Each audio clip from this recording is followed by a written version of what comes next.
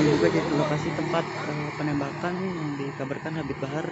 Penyelidikan masih dilakukan terkait kasus penembakan yang dialami oleh Habib Bahar bin Smith. Meski begitu, polisi menyebut pihaknya tidak menemukan proyektil peluru di lokasi Habib Bahar, mengaku ditembak oleh orang tak dikenal.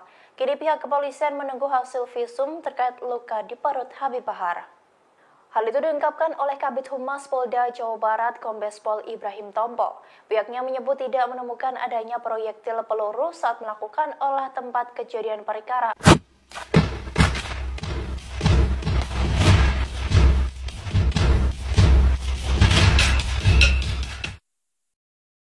Pagi tadi, mendadak saya baca berita kalau Bahar bin Smith ditembak oleh orang nggak dikenal. Saya nggak kaget sih baca beritanya, tapi ya lumayanlah pengen baca kronologisnya buat hiburan. Menurut cerita pengacara Bahar yang melaporkan kasus ini ke polisi, Jumat kemarin Bahar sedang nyetir mobil sendiri di daerah Kemang Bogor. Tiba-tiba Bahar turun dari mobil untuk mengecek mesinnya. Nggak jelas tuh kenapa mesin mobilnya si Bahar. Apakah mati karena karburatornya panas atau akinya lupa diisi. Pokoknya dia turunlah dari mobil. Nah, waktu Bahar ngecek mesin itu, tiba-tiba katanya nih dia ditembak oleh orang nggak dikenal sehingga yang kena perutnya. Pengacara Bahar Smith membawa baju dan sorbannya Bahar Smith yang berdarah ke polisi sekaligus dia membuat pengaduan di sana. Bahar bin Smith adalah mantan narapidana yang pernah masuk penjara 2 kali. Pertama, karena dia terbukti melakukan penganiayaan kepada 2 anak kecil yang membuat Bahar Smith akhirnya dipenjara 3 tahun lamanya. Kasus kedua, Bahar dituduh menyebarkan berita bohong atau hoax waktu sedang ceramah dan dia dipenjara selama 6 bulan. Bukannya tobat karena sudah dipenjara. Video-video Bahar Smith banyak tersebar di media sosial ketika dia ceramah dengan memaki-maki sampai keluar kata-kata binatang di dalam ceramahnya. Kabar kalau Bahar Smith itu ditembak bukannya mendapatkan simpati banyak orang, tapi malah dapat cemoohan. Sudah nggak kurang-kurang, aksi playing victim dimainkan oleh Bahar Smith dan rekan-rekan sesama jenisnya. Pernah tahun lalu tuh, Bahar Smith juga melaporkan kalau pesantrennya dilempari 3 kepala anjing. Tapi nggak jelas juga kasus ini. Hanya beritanya aja yang menyebar seolah-olah terjadi teror terhadap Bahar Smith. Dulu juga tuh sempat rekan Bahar yaitu Rizik Syihab suka mengarang cerita kalau dia itu sedang diteror. Pernah Rizik Syihab hembuskan isu kalau mobil dia tiba-tiba dibakar waktu dia sedang ceramah. Rizik Syihab juga pernah cerita kalau dia pernah ditembak oleh seorang sniper, tapi dia lolos. Sampai sekarang nggak pernah kebongkar siapa snipernya. Tapi Rizik malah kabur ke Saudi pada waktu itu dan baru balik sesudah bertahun-tahun lamanya. Permainan playing victim ini memang khas sekali permainan mereka. Meski terlalu kasar dan nggak sempurna.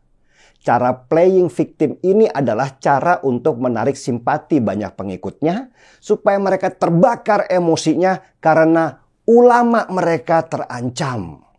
Dan model playing victim ini tentu diikuti oleh sebaran-sebaran propaganda lewat media sosial, mengajak supaya para pengikut mereka untuk melindungi ulama mereka dengan darah dan nyawa.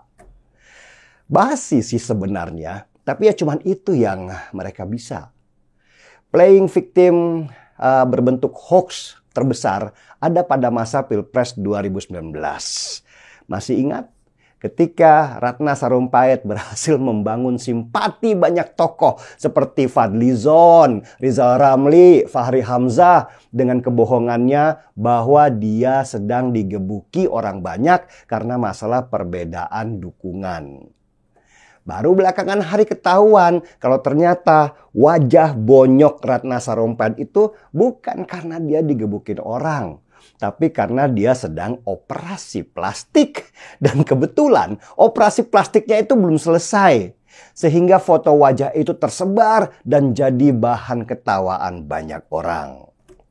Dan sampai sekarang Rizal Ramli dan Fadly Zon malu luar biasa waktu video mereka yang membela Ratna Sarumpait tersebar di media sosial.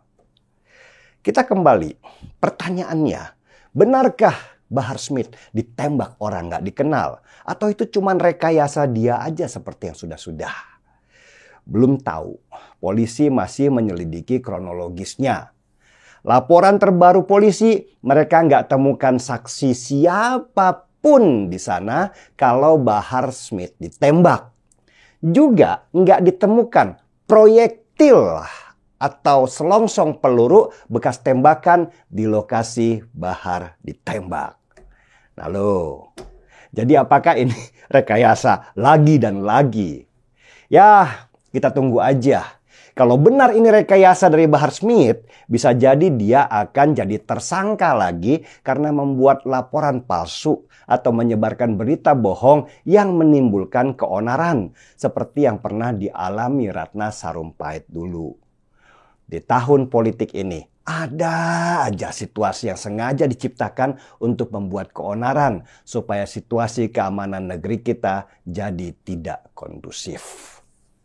Tapi jujur sih, saya pribadi, saya nggak percaya Bahar Smith kalau melihat track recordnya dan jejak digital teman-teman sejenisnya. Dan yang lucunya, kalau akhirnya Bahar Smith nanti terbukti berbohong, kok mereka nggak kreatif ya? Model bohongnya itu gampang banget ketahuannya karena polanya gitu lagi, gitu lagi.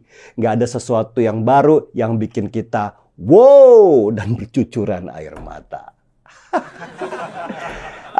Jangan-jangan nanti kita ketawa ngakak lagi dan Bahar dipenjara lagi dan dipenjara lagi. Gak bosen apa Bahar masuk sel terus. Sudahlah. Kita ikutin terus beritanya sambil seruput kopi. Sangat sulit dipercaya kalau Bahar Smith itu ditembak. Apa yang disampaikan oleh Denny Siregar itu sangat masuk akal sekali. Karena apa yang dilakukan oleh pihak kepolisian saat ini belum mendapatkan proyektil dan juga saksi-saksi di lapangan. Itu menunjukkan bahwa penembakan Habib Bahar ini ya sangat sulit untuk dipercaya. Tapi mari kita ikuti perkembangannya saja. Mudah-mudahan polisi bisa proses lebih cepat. Ya, kalau memang tidak ada penembakan, ya kita berharap polisi lebih tegas ya.